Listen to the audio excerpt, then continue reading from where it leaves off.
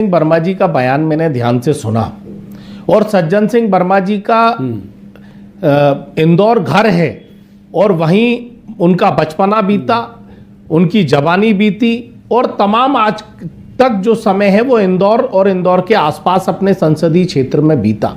लेकिन जब अपने संसदीय क्षेत्र को, जब अपने गृह जिले को, गृह नगर को जब बर्बाद होते अपनी आंखों से देखा जाता है तो मैं समझता हूं कि इस तरह के ही शब्द किसी भी व्यक्ति के निसंदेह उसके मुंह पर निकलते हैं। आज अगर हम इंदौर के बीआरटीएस की बात करें कि पूरी इंदौर शहर की जनता ने बीआरटीएस बनाने से मना करा कि आप उनके शब्दों के मूर्ख किसको बोला। भाई करोड़ों रुपए लगाकर जो जिस शहर को बनावट के तौर पर आज विकसित करना था, आज करोड़ों रुपए उसको बीआरटीएस को पहले बनाने में लगे, फिर बीआरटीएस को तोड़ने में लगे और जो कंसल्टेंसी के नाम पर भ्रष्टाचार में करोड़ों अरबों रुपए का नुकसान जो इंदौर शहर की गाड़ी कमाई का हुआ है, आप पूछिए कि क्या यह समझदारी का निर्णय था। आज भोपाल के अंदर जो बीआरटीएस पहले बनाया जाता है उसके बाद करोड़ों रुपए लगाकर उसे उखाड़ा जाता है, क्या यह समझदारी का परिचय? अगर ऐसी समझदारी अगर हो तो मैं समझता हूं कि बीआरटीएस बनाया जा रहा था तो भोपाल मध्य प्रदेश में इंदौर की जनता ने एक जन समुदाय करा।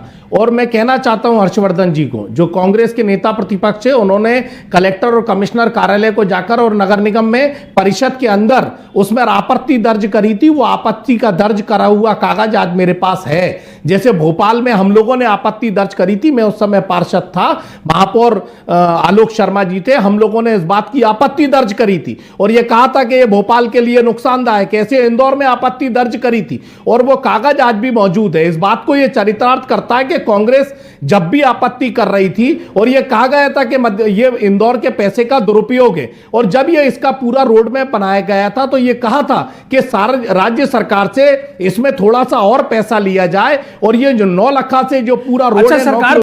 जी प्रवीण जी, मैं अजय धबले जी का बात का जवाब दूं और शब्दावली की बात तो भारतीय जनता पार्टी के लोग शब्दावली कांग्रेस को तो नहीं सिखाएं। पूरे देश ने देखा कि विजय शाह ने एक सैनिक को, जो हमारी वीर सैनिक थी, उसके शब्द के लिए क्या बोला गया और ना ही भारतीय जनता पार्टी केंद्र की सरकार सिखाए। इस संसद के अंदर सोनिया गांधी को डायन और डॉल कहा गया। और रही बात कैलाश विजयवर्गीय जी के शब्दों की, तो कैलाश विजयवर्गीय के शब्द तो अगर सुन लेंगे तो वहां की महिलाओं ने प्रदर्शन उनके खिलाफ करा था, पूरी मीडिया ने चलाया था, जब चुस्त कपड़े पहन के घरों में बैठना चाहिए। और ये कहता आया हूं, कांग्रेस पार्टी भी कहती आई है कि मर्यादा शब्दों की बहुत अत्यंत आवश्यक है।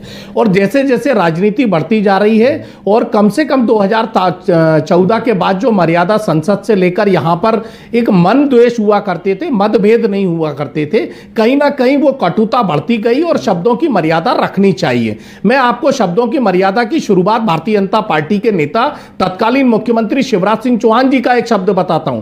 उन्होंने सरेआम कई कलेक्टर को सामने कहा, कहां है कलेक्टर, मैं उल्टा टांग दूंगा, मैं उल्टा लटका दूंगा। इस तरह के बयानों की जो शुरुआत कम से कम शिवराज सिंह चौहान जी के समय हुई और कैलाश विजयवर्गीय जी के तो इतने भद्दे बयान और सज्जन सिंह वर्मा जी का जो बयान आया, मैं ये नहीं कहूंगा कि वो शब्द ठीक है नहीं, लेकिन वो बयान मेरे हिसाब से उस समय जो दर्द अपने शहर को बिगड़ता हुआ देखकर, करोड़ों रुपए का भ्रष्टाचार, करोड़ों रुपए की में आएंगे तो जो मर्जी बोलेंगे। अजय जी को इन करते हैं, कहीं ना कहीं अजय जी को इन करेंगे। बहुत देर से वो जवाब देना चाह रहे थे, पूरी बात आपकी ले ली।